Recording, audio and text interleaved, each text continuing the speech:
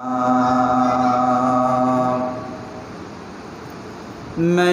يهده الله فلا مضل له ومن يضلله فلا هادي له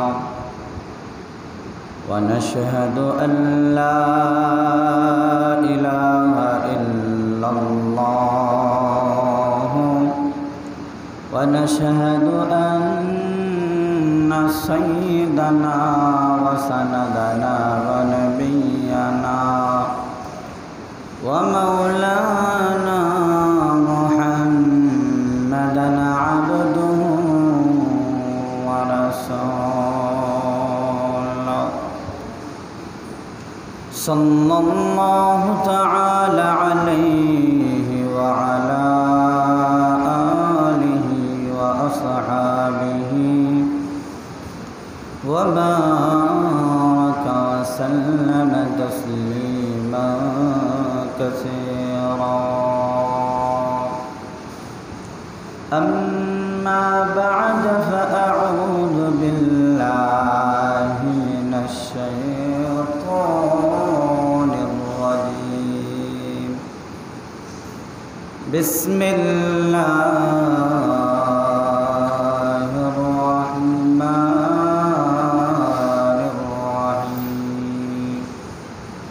أحل الله البيع وحرم الربا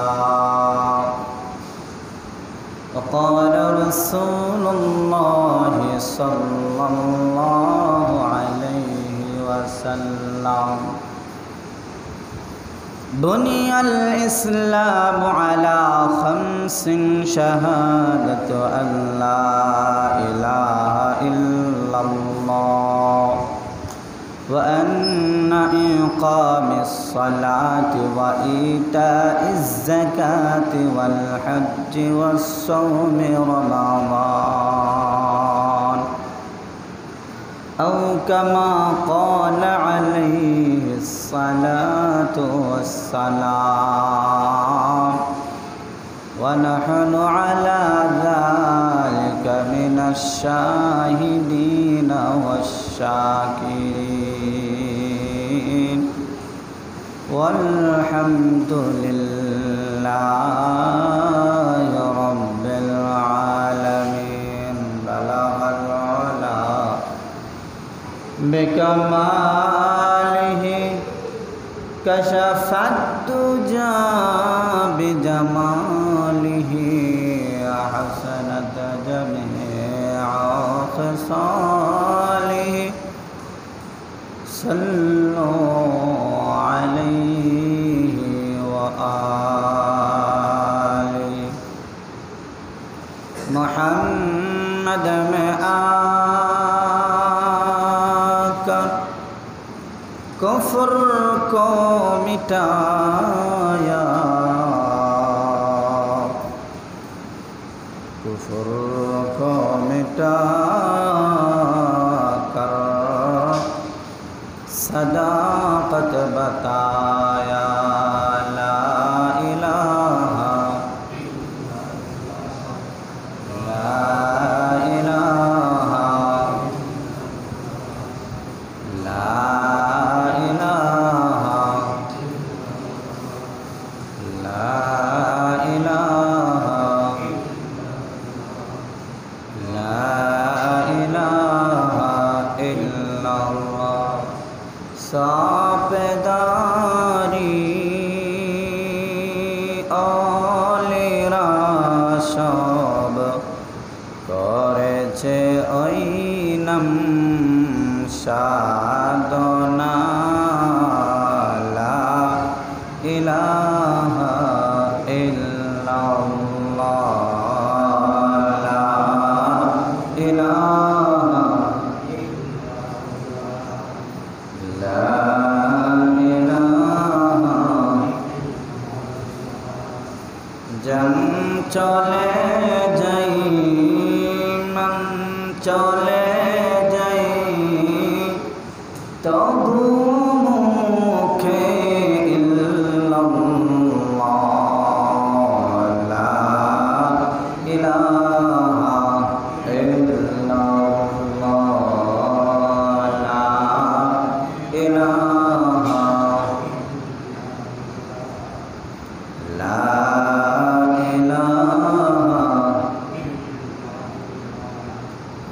লা ইলাহা পাহাড়েরি ঝরনা হতে পাহাড়েরি ঝরনা হতে ভেসে আসি সমুদ্র কালিমা লা ইলাহা লা ইলাহা ইল্লাল্লাহ লা ইলাহা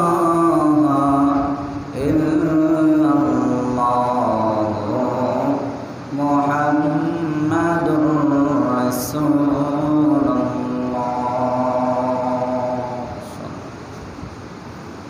উপস্থিত সম্মানিত মুসল্লিয়ানে কেরাম, বালাগায়ে আযম, বয়োজ্যেষ্ঠ বয়োকনিষ্ঠ জ্ঞানী গুণী বাবা ভাইরা আমার, মহান আল্লাহ পাক রব্বুল আলামিনের দরবারে হাজারো কোটি শুকর গুজার আদায় করি। মহান রব্বুল আলামিন এই বৃষ্টিকে উপেক্ষা করে আল্লাহ তাআলার ঘর মসজিদের মধ্যে নিয়ে এসেছে। এই জন্য আমরা জোরে সোরে বলি আলহামদুলিল্লাহ। আল্লাহর দেওয়া শক্তি, আল্লাহর দেওয়া ক্ষমতা, আল্লাহর দেওয়া হাত পা জবান, এই সব কিছু কার? আল্লাহ। কে দিয়েছে? আল্লাহ ছাড়া কোনো মানুষ বা কোনো জিন ইনসান ফেরেশতা কেউ পারবে একটা হাত বানাইতে, একটা চোখ বানাইতে, একটা কান বানাইতে? পারবে না। আল্লাহ ছাড়া আর কেউ পারবে না। তো হিসাব অনুযায়ী দেখা যায় 49 কোটি টাকার সম্পদ এক একটা মানুষের ভিতরে আল্লাহ তাআলা দেয়া দিয়েছেন। জোরে বলেন না সুবহানাল্লাহ। দুনিয়ার হাইসিয়তে, দুনিয়াতে যেমন কিডনি গেলে কিডনি কিনতে পাওয়া যায়, চোখ গেলে চোখ পাওয়া যায়, এখন চার্জারে করে লাগানো যায়।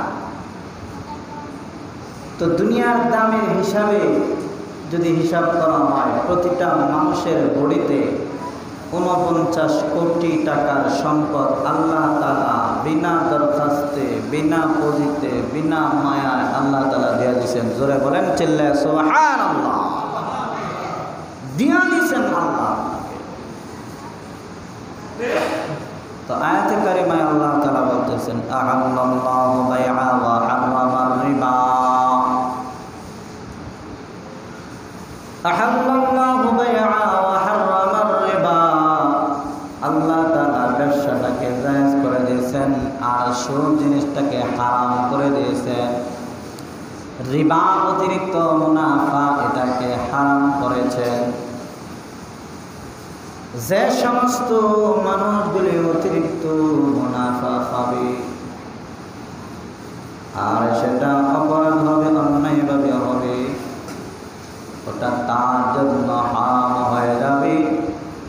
অন্যায়ভাবে যারা মাল আত্মসাৎ করে, অন্যায়ভাবে যারা খায়, আল্লাহ তাআলা তাদের জন্য হাসরের ময়দানে কঠিন ব্যবস্থা রাখছেন।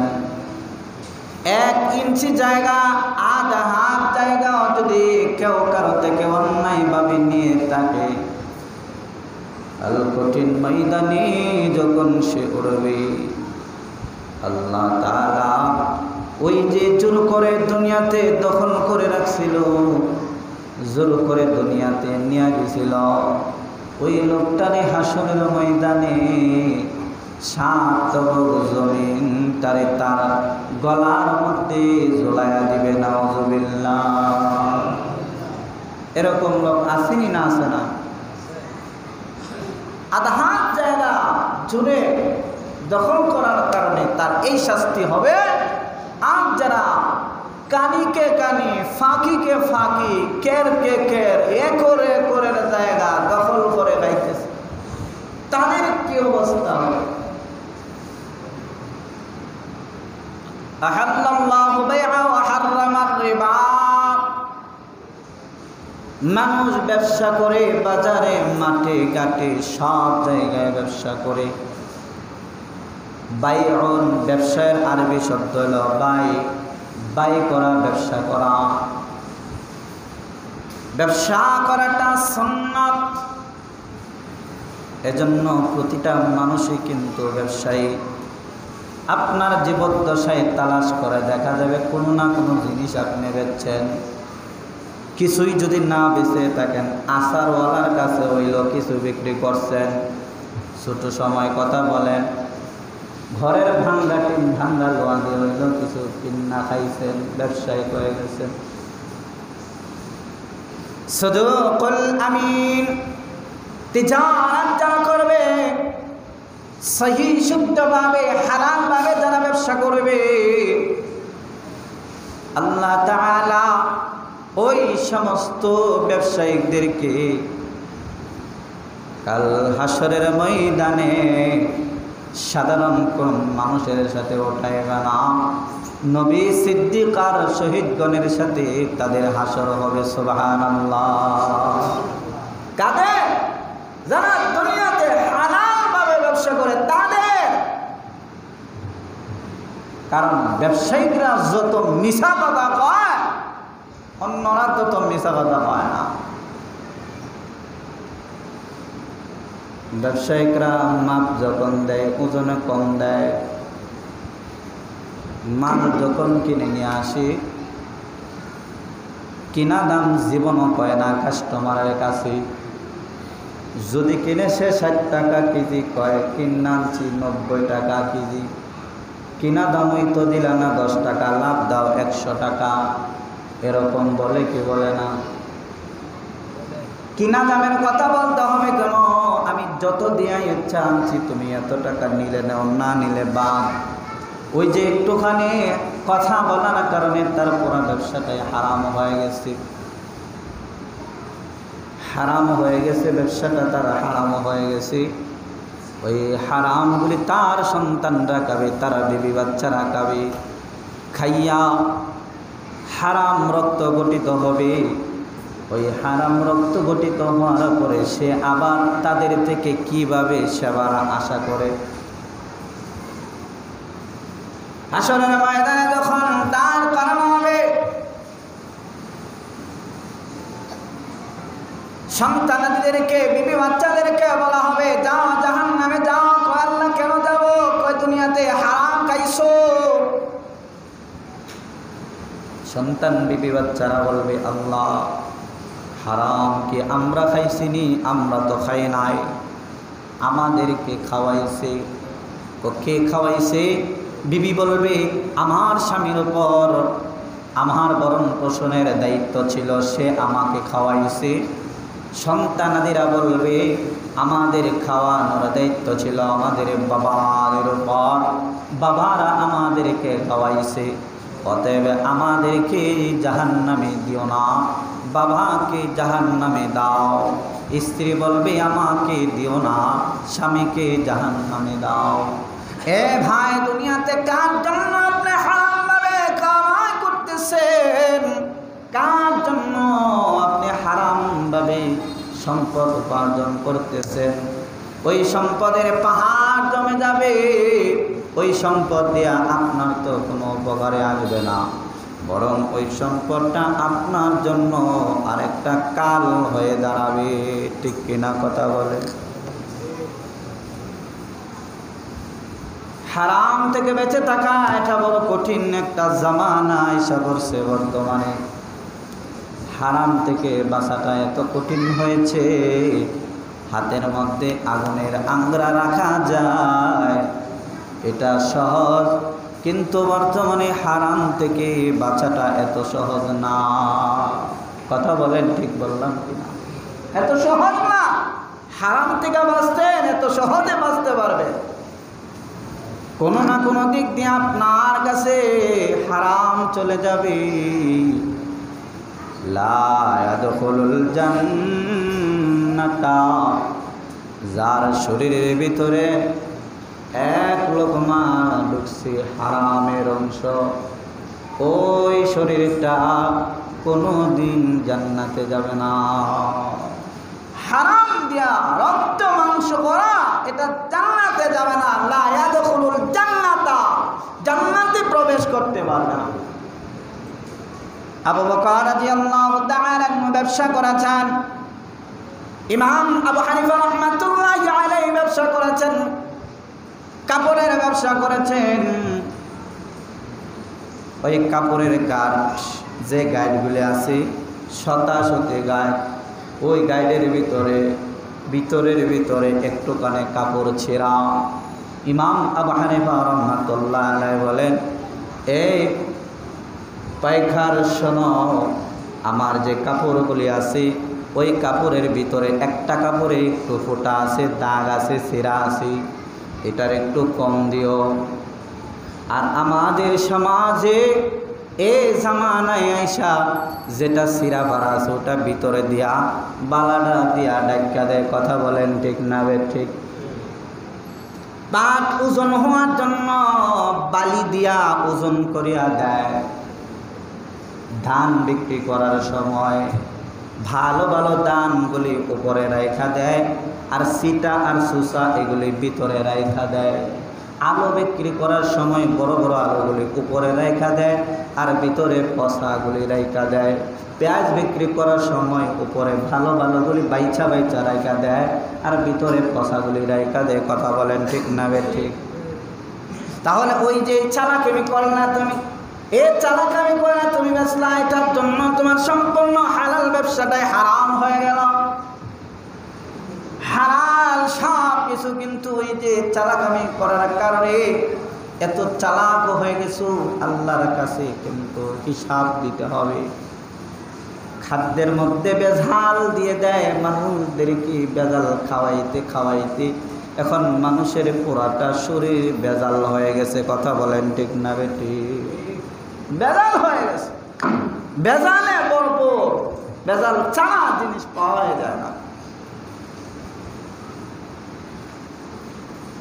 মানুষ এত নিচে নামছে তরকারির কালার করার জন্য বিভিন্ন মেডিসিন ব্যবহার করে, কাপড়ের রং ব্যবহার করে, মরিচ বিক্রি করে, মরিচের গোড়া বাড়ি হওয়ার জন্য ইটের গোড়া আছে, ইটের ফাঁকি, ওই ফাঁকি মরিচের সাথে দিয়া দেয়, তাহলে মরিচের গোড়া ওজন হয়ে যায়। নাউজুবিল্লাহ বল না? কি খাইতেছেন? ইটের গোড়া মরিচ হয় না, পানি দিয়া এটা দইবেন, দেখবেন নিচে গোড়া আছে কিনা। কারণ এজন্যই হাদিসটা বলা হয় নাই সদুকুল আমিন। তিজারাত যারা ব্যবসা করবে, ব্যবসায়ীদেরকে আল্লাহ তাআলা এত মর্যাদা দিয়েছেন, নবী সিদ্দিকগণের সাথে তারা হাসরের ময়দানে উঠবে, এদের সম্মান এত বেশি আল্লাহ তাআলা দিয়েছেন। কারণ এরা যদি সত্য কথা কয়, সারাদিন সত্যই বলতে থাকে, আর যদি একটু মিথ্যার আশ্রয় নেয়, তাহলে সারাদিন যদি 1000 কাস্টমার আসে, ওই 1000 কাস্টমারের কাছে মিথ্যা কথা বলা লাগে। কথা বলেন ঠিক না বেটে? তাহলে হালাল টাকার ব্যবসা করতেছেন, ওই হালাল টাকার ব্যবসাটা একটু কারণে হারাম হয়ে যায়। সব কিছু হালাল, একটু কারণে হালাল হয়ে যায়। এক বালতি দুধের মধ্যে যদি 1 ফোঁটা ছানা পড়ে যায়, ওই দুধটা পাক থাকবে না, নাপাক হয়ে যাবে, নাপাক হয়ে যাবে। আপনার সব কিছু হালাল। ওই যে একটু কথার মার পেছের কারণে একটু ঘুরায় ফেরায় বললেন, সেজন্য আপনারটা হারাম হয়ে গেল। আর আপনি সে হারাম টাকা কামাইয়া আপনার বিবি বাচ্চারে খাওয়াইলেন। আপনি যে পোশাক পরিধান করলেন, দোয়া কবুলের জন্য হালাল পোশাক পরিধান করতে হবে, হালাল খাবার খাইতে হবে। হালাল খাবার খাইয়া আল্লাহরে ডাক দিলে আল্লাহ কবুল করে, হালাল পোশাক পরিধান করিয়া আল্লাহরে ডাক দিলে আল্লাহ কবুল করে। হারাম খাইয়া হারাম পোশাক পরিধান করিয়া হারাম খাইয়া যখন আল্লাহকে ডাক দেয়, আল্লাহ বলে, বান্দারে তোর শরীরের মধ্যে হারাম পোশাক লাগিয়াছে, তোর শরীরের ভিতরে হারাম খাদ্য প্রবেশ করে আসি, কেমনে আমি তোর একটা কবুল করব? যা এগুলি শুদ্ধ করে নিয়ে আয়, তওবা করে আয়, তারপরে আমি তোর দোয়া কবুল করি। আর দেখবেন যে না, আল্লাহর হুকুমের বাইরে চলে যায়, ওর কাছে ভালো কোনো কিছু নাই, আল্লাহ তাআলা তারে দিয়া দেয়। কারণ সে দুনিয়াতে চাইছে, আল্লাহ তারে দুনিয়াতে দিয়ে দেয়। দেখবেন ও অন্যদের চাইতে ভালো চলবে। আর যে হালাল পথে চলবে, হারাম বক্ষণ করবে না, ওই লোকটা তার চেয়ে নিম্নমানে চলবে। মন চাইলে একটা কিছু খাইতে পারবে না, মন চাইলে এটা কিনতে পারবে না। কেন? দুনিয়াতে আল্লাহ তারে কষ্ট দেয়, আখিরাতে সুখ দেওয়ার জন্য। জোরে বলেন না সুবহানাল্লাহ। এক ইহুদি অসুস্থ, আরেক মুসলমানও অসুস্থ। তো মাছ খাওয়ার মনে চাইছে, তো ইহুদির ছেলেও গেছে, মুসলমানের ছেলেও গেছে মাছ মারার জন্য। নদীতে জাল ফালছে, পুকুরে জাল ফালছে, তখন ইহুদির জালের মধ্যে বড় মাছ উঠছে, আর মুসলমানের পুকুরে মাছ আছে কিন্তু মাছ উঠে নাই জালে। সারাদিন খাওয়ায় একটা মাছ উঠাইতে পারে না। আসার পরে জিজ্ঞাসা করা হলো, ওই পুকুরে মাছ আছে তো ওঠে নাই, আর ইহুদির পুকুরে মাছ নাই উঠে গেছে, আল্লাহ কারণটা কি? ওই কারণটা হইল, ও হইল মুসলমান, ও হইল ইহুদি। সে দুনিয়াতে মাছ খাইবার চাইছে, আমি আল্লাহ তারে দুনিয়াতেই খাওয়ায় শেষ দিলাম। আর আমার এই নেককার বান্দা দুনিয়াতে চাইছে, আমি আল্লাহ তারে দুনিয়াতে দেয় নাই। তার এই আশাটা, মাছ খাওয়াটা আমি আল্লাহ আখিরাতের জন্য রেখে দিলাম, তাকে আমি আখিরাতে আপ্যায়ন করব। জোরে বলেন না সুবহানাল্লাহ। তাহলে দুনিয়াতে যারা কষ্ট করে হালাল পথে চলে, হারাম পথে যায় না। কারণ দুনিয়াটা, আর দুনিয়া সিজনুল মুমিন ওয়া জান্নাতুল কাফির। কাফেরদের জন্য দুনিয়াটা হইল একটা বেহেশত খানা। ওই কাফেরদের শান-শওকত দেখা মুসলমানরা কষ্ট পায় লাভ নাই। আল্লাহ বলেন, আমি তাদেরকে 7 স্বর্ণ দিয়ে বানায় দিতাম, আমি তাদের 7 স্বর্ণ দিয়ে বানায় দিতাম, রূপা দিয়া তাদের সিঁড়িগুলি বানায় দিতাম। যদি মুসলমানরা ওই দিকে মনটা দাবিত না হইতো, এই পরিমাণে আমি আল্লাহ তাদেরকে দিতাম, এই পরিমাণে দিতাম। আল্লাহ দেয় না কেন?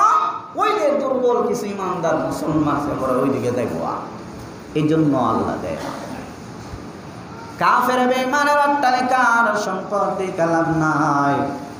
মুসলমানরা দুনিয়াতে কষ্ট করবে আর সুখ করবে গিয়া আখিরাতে। মুসলমানরা দুনিয়াতে কষ্ট করবে, আরাম করবে যা জান্নাতে। দুনিয়া আর কয়দিনের দুনিয়া, এই দুনিয়াতে কোনো লাভ নাই, কোনো লাভ নাই। নেক আমল সারা গেলে ওই দুনিয়ায় নেক লাগবে, নেক। এই জন্য এখান থেকে যা পারেন কামাই করে নিয়ে যান, হালাল পথে চলে, হালাল খান, হারাম বর্জন করেন। যারা হারামের সাথে জড়িত আছেন, আজকে থেকে তওবা করে নেন যে আর জীবনে কোনোদিন হারাম খাবো না, আর জীবনে কোনোদিন হারাম পথে চলব না। আল্লাহ, জীবনে যা করেছি ভুল করেছি, আর কোনোদিন করব না, না বুঝিয়া করে ফেলেছি, আল্লাহ তুমি ক্ষমা করিয়া দাও। হতে পারে আল্লাহ তাআলা ক্ষমা করিয়াও দিতে পারে। এজন্য আল্লাহর কাছে আমরা তওবা করব। আল্লাহ যেন আমাদের সকলের তওবাকে কবুল করেন। আল্লাহ তাআলা আমাদেরকে হালাল পথে চলার তৌফিক দান করুন। সকলে বলেন আমিন। যারা সুন্নাত পড়েন তারা করবেন সুন্নাত।